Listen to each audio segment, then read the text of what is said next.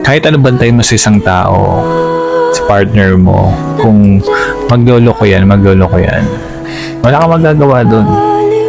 Kahit anong control mo or i-remind sa kanya na huwag siyang magloloko. Kapag gusto ng tao na magloko at pinili niya magloko, magloloko yan. Diba nga, cheating is a choice.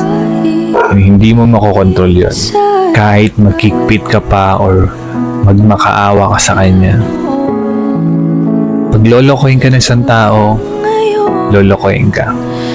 At gagawa ng paraan yan para lang magawa niya or gawin na lokohin ka.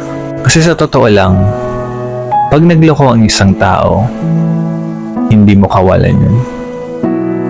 Mas kawalan ng tao na nagloko kasi sinayang niya yung taong totoo, magmahal at hindi kayang lokohin yung partner niya.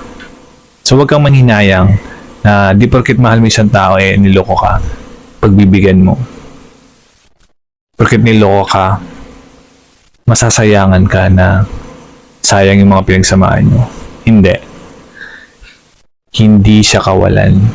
Tandaan mo at lagi mo i-remind sa sarili mo na hindi siya makakahanap ng taong katulad mo.